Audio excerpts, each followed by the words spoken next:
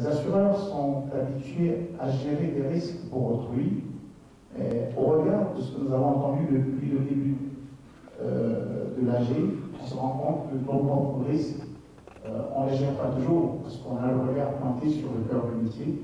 Et déjà, faut-il aussi se permettre d'observer son propre environnement de manière efficace et surtout instantanée.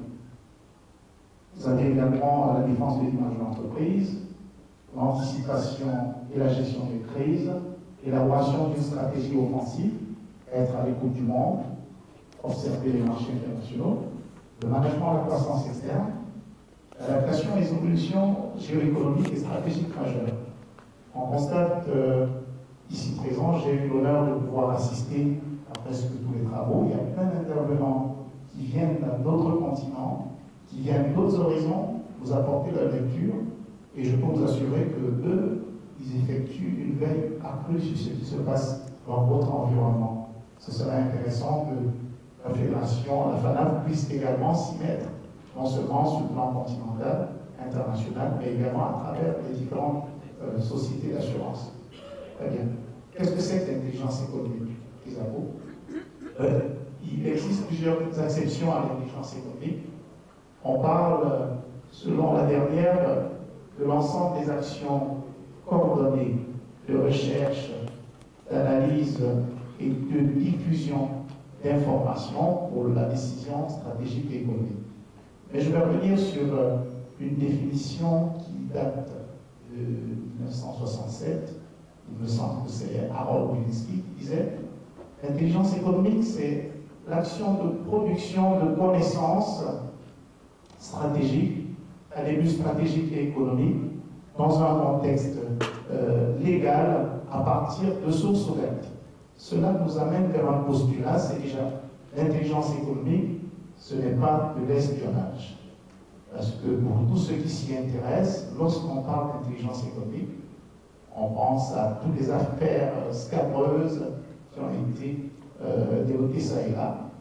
Également la communication et surtout la qualité des experts dans plusieurs cabinets d'influence ne nous facilite pas la tâche parce que ce sont souvent des anciens militaires, des anciens matrousses qui pratiquent ce métier ou alors qui disent le pratiquer. Pourtant, il y a toute une démarche légale et ouverte à pratiquer l'intelligence économique. Très bien. Alors, l'intelligence économique se pratique selon un cycle de l'information. On peut appeler également cycle du renseignement. Nous, n'est-ce pas, les faux amis, entre l'expression des besoins sur la base d'axes stratégiques. L'intelligence économique est toujours faite en parallèle et concomitamment avec la stratégie de l'entreprise. On ne peut pas chercher des informations ou produire des connaissances qui sont en total déphasage avec la stratégie de l'entreprise. La recherche, l'exploitation, donc le traitement et l'analyse de ces informations, et puis la diffusion aux différents acteurs de l'entreprise, aux managers, aux directeurs de l'entreprise.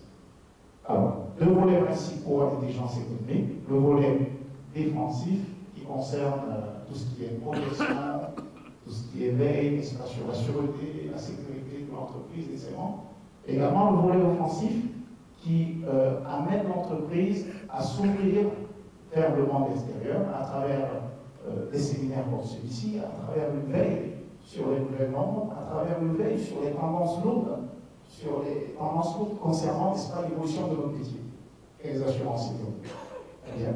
Alors, l'offensive concourt directement au développement économique et financier, social de l'entreprise, parce qu'une stratégie présente toujours deux facettes, une offensive et une défensive. Offensive, pourquoi? Parce que lorsque on veut grandir, on est toujours amené à se poser des questions, et en même temps, il faut surveiller ses arrières et savoir quelles sont les différentes menaces et risques qui planent sur notre métier ou sur notre organisation. Pour la stratégie du glaive et du bouclier, avec le glaive sur la main gauche et le bouclier pour se protéger. Alors, la démarche pratique d'intelligence économique, selon un mode VIP, vous êtes des personnalités importantes et naturellement l'intelligence économique se prête à votre statut et environnement, fait pour la veille qui permet de capter et de capitaliser des informations externes qui permet également de manager les informations qui sont contenues à l'intérieur de l'entreprise. J'ai beaucoup apprécié l'intervention précédente, car elle vous montrait un outil pratique de l'intelligence économique. Il en existe d'autres sur le data mining, sur le knowledge management, business intelligence, mais un outil comme celui-là, c'est un outil de veille pratique qui permet d'avoir des informations en temps et en heure, des statistiques et des résultats sur l'action d'assurance. Vous avez également l'influence, à savoir qui est-ce qui peut influencer positivement ou négativement mon environnement.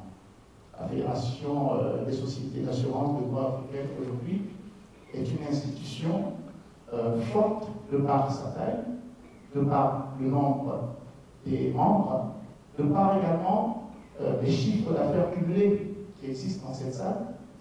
Mais déjà, faudrait-il qu'elle en prenne conscience et qu'elle se dote d'outils qui existent peut-être à l'intérieur, parce qu'il faut savoir que certains acteurs pratiquent de l'intelligence économique sans le savoir. Mais après, il faut avoir une méthodologie. La FANAF, déjà en soi, ce lieu, ce moment est un instant d'intelligence économique. Et qu'est-ce qu'on fait après cette AG? Est-ce qu'on attend l'année prochaine? Est-ce qu'on attend d'aller à Madagascar ou à Douala ou à Yaoundé? Il faut capitaliser ces connaissances, ces rendez-vous et ce B2B qui existe là, à travers des livrables, on pourra mettre à disposition de chaque membre au cours de l'exercice suivant. L'influence. Comment participer à la création de nouvelles normes internationales, nationales pour notre société locale. Alors, protection. Quelles sont les informations sensibles? Qu'est-ce que je dois protéger? Alors, lorsqu'on peut protéger son entreprise, en général, on met des systèmes de sécurité informatique, on met une grande barrière pour dire ici c'est telle société, on a un gardien. Mais il faut savoir quel est le cœur de métier. Qu'est-ce qu'on veut protéger réellement? Sur les sites portuaires, pour parler d'autre chose, on a pour coutume d'élever les grands murs. Or, parfois, une muraille empêche le vigile de percevoir en fait l'attaque. Alors, elle empêche aux personnes d'entrer, mais elle empêche également aux veilleurs de pouvoir observer ce qui se passe autour. Donc, parfois, un code couleur sur le sol permet d'identifier que telle personne est habilitée et telle autre ne l'est pas. En fait, qu'est-ce qu'il y a à protéger? L'intelligence économique, le management des risques permet d'identifier les points névralgiques de votre activité sur le plan informationnel et en plus sur le plan physique. Très bien. Parce que l'entreprise, c'est cela. L'entreprise, ce n'est pas un petit bateau bleu sur une mer bleue et calme. L'entreprise est au quotidien, elle subit des attaques de la part de nous-mêmes, des actionnaires, de la part des concurrents, de la part de la réglementation, de l'environnement international, de l'administration, ou des administrations, des environnements qui ne sont pas encore adaptés à l'ouverture. Vous subissez les règles. Alors, en permanence, il faut avoir une vue d'ensemble sur ces règles, se doter d'influence pour pouvoir agir sur les règles en question et mieux se développer. Alors, la veille stratégique. La veille stratégique, c'est l'embryon de l'intelligence économique. On commence l'élément de l'intelligence économique par une stratégie de veille. Une stratégie de veille, une cellule de veille ou un veilleur, et pourvu qu'il soit formé, permet à l'entreprise de mettre en place cette structuration afin de recueillir des informations. On recueille des informations par diverses méthodes. Déjà, l'information humaine, savoir que le moindre petit employé dans votre entreprise est une source d'information. Ensuite, il y a un inventaire qui sera fait de toutes les sources d'information, les sources physiques, les sources matérielles, à savoir les logiciels, à savoir les serveurs et autres, qui nourrissent la veille stratégique et qui permet aux veilleurs d'analyser et de vous fournir des informations en temps réel sur tel ou tel aspect du métier. Alors, les prérequis, les outils d'archivage de l'information, vous en avez, mais encore faut-il qu'ils soient exploités. La confidentialité adaptée à chaque étape du cycle d'information. Lorsqu'on les recueille, qui est-ce qui recueille l'information? Lorsqu'elle est transformée en connaissance, quelles sont les personnes habilitées à utiliser cette information, ainsi de suite. En fait, cette confidentialité permet de limiter les fuites et de permettre à l'entreprise de pouvoir évoluer de manière sécurisée. Alors, une évaluation et une cotation systématique de l'information recueillie, une démarche pédagogique auprès des salariés sur l'intérêt et la méthodologie d'une démarche de veille. En fait, on ne pratique pas l'intelligence économique de manière illicite. Ça nécessite une appropriation par le board, par la direction générale, le conseil d'administration de cette démarche, une communication, une publication auprès de tous les salariés de l'entreprise. L'assurance de retour sur l'apport respectif de salariés. En fait, dans une cellule de veille, on peut y trouver et le directeur administratif et financier, et le directeur général lui-même, mais également un secrétaire, ou encore mieux, le veilleur de nuit, à qui on ne dit pas toujours bonjour, qui ne se sent pas forcément valorisé dans l'entreprise, et le seul fait de se retrouver 15 minutes par semaine avec le DG pour un débriefing, ça lui donne déjà une autre perception de lui-même, et ça vous apporte des informations inestimables et inimaginables. Nous, n'est-ce pas, une communication et des livrables, une note de veille, une note d'étonnement. Ce sont des formes de livrables qu'on étudie et qui sont mises à la disposition de ce personnel qui vous rendra compte de manière régulière sur les différentes activités, les menaces. Bon, après, il y a ce qu'on appelle l'infobésité, à savoir regrouper l'information. Mais un personnel formé, le chargé de la veille ou le délégué d'intelligence économique est là justement pour analyser et vous donner des connaissances sûres en fonction des informations recueillies. Très bien. Un inventaire des systèmes d'information, de leurs sources et des circuits de diffusion. Bon, on en a parlé. Bien. La veille stratégique aide donc l'assurance à mieux cerner ses capacités d'adaptation, son environnement, ses futurs marchés, ses risques et ses menaces. En fait, sans la veille stratégique, on se trouve exposé. C'est-à-dire qu'aujourd'hui, ceux qui ne la pratiquent pas n'en ont pas conscience. C'est un peu comme un jeune homme qui ne sait pas conduire. Le jour où il prend un volant d'un véhicule, il se dit mais qu'est-ce que j'ai raté pendant 18 ans? C'est la même chose avec la veille d'intelligence économique. Ensuite, l'approche par l'intelligence économique, il faut le savoir, repose sur 4 piliers. La maîtrise, l'analyse, les réseaux internes et externes, et une mémoire.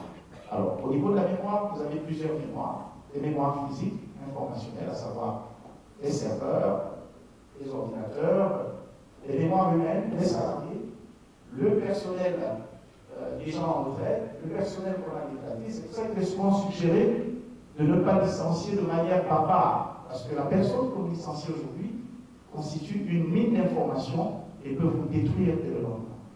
On évolue souvent en Afrique dans des environnements où l'environnement légal, pardon, excusez-moi de me répéter, l'environnement légal est un peu flou. Il n'est pas toujours clair sur certains aspects, notamment le droit social. Il est important de capitaliser et de se protéger contre ces types d'informations. Les employés n'ont qu'on ceci par un mauvais casting, ainsi de suite. On les prend d'où ils s'en vont. Ils ont eu le temps d'introduire le clé USB et de prendre des informations stratégiques qui peuvent vous faire mal 18 mois, 2 ans, 3 ans après, et qui vous feront mal quand même. Et donc, ces mémoires-là, ces personnes font partie de la mémoire de l'entreprise, au-delà des serveurs et autres, et il faut organiser ce management d'information. Très bien. Là, les réseaux internes et externes, c'est la même chose. Les personnes qui s'en vont, un ancien cadre, aujourd'hui en retraite, constitue une mine d'information. C'est un réseau, ce sont des personnes qu'il faut voir de temps en temps. Il faut établir des fiches de retour pour permettre à ces gens de nous faire partager leur expérience et de les maintenir dans l'entreprise d'une certaine manière. L'analyse, c'est à la délégation en lieu, un personnel formé. On se demande toujours, mais combien ça coûte tout cela? Quel est le prix? Mais avec juste un délégué formé en intelligence économique dans vos structures, il peut créer une émulation et faire des veilleurs qui occupent déjà d'autres fonctions dans l'entreprise. Bon, un délégué formé, lui, il est capable d'analyser l'information et de vous fournir les livrables. Ensuite, la maîtrise, c'est la direction générale, c'est le conseil d'administration qui prend les décisions et qui fournit les informations aux différents départements. Très bien. Alors, les sources internes, tableau de bord, les liasses fiscales, vous pouvez les voir, des déclarations de sinistres, des comptes rendus de réunion, une réunion, un compte rendu d'il y a 5 ans pour m'apporter des informations. Et je n'aurais pas besoin d'aller sur Internet ou d'appeler parfois un concurrent pour avoir cette information. Donc, comment capitaliser ces informations et ne plus en faire une base documentaire qui demeure dans des cartons dans l'entreprise et qu'on n'ouvre jamais. Donc, Le management de l'information, c'est aussi ça, c'est pouvoir capitaliser toute l'historicité en fait de la documentation interne. Alors, les réseaux externes, les administrations, les réseaux consulaires, vous avez les syndicats, Internet, le web. Il faut avoir un community manager pour pouvoir faire une meilleure connaissance du web. Parce que sur le web, il y a le web visible, mais il y a également le web invisible, ce qu'on ne voit pas. Quelles sont les tendances lourdes? Vous avez des sites qui sont accessibles, mais de manière payante. On n'a pas toujours envie d'introduire ces données carte bleue. Avec un service dédié, vous pouvez avoir accès à ces informations. C'est important d'avoir ces fonctions dans l'entreprise. Vous avez des manifestations, des colloques, comme le colloque de la FANAF, qui personnellement m'a déjà nourri de beaucoup d'expérience et d'informations sur ce que vous pratiquez et sur les besoins. Alors, comment concevoir un dispositif de veille offensif? Premièrement, un dispositif permanent ou un dispositif temporaire. On va par finalité. Après la finalité, on établit les moyens. C'est exactement en ligne directe avec la stratégie d'entreprise. Lorsqu'on définit une stratégie sur 2 ou 3 ans, quel est l'objectif? Quels sont les moyens à déployer? Si les moyens sont limités, on bâtit la stratégie en fonction des moyens disponibles. Et on définit l'objectif. C'est toujours dans le sens où on est. Donc, les moyens, avoir des connaissances, optimiser la prise de décision, stimuler la créativité et l'innovation, moyens à mettre en œuvre, un système de veille sur Internet, exploitation de la presse spécialisée, la formation de certaines ressources déjà en interne, ainsi de suite. En fonction des stratégies,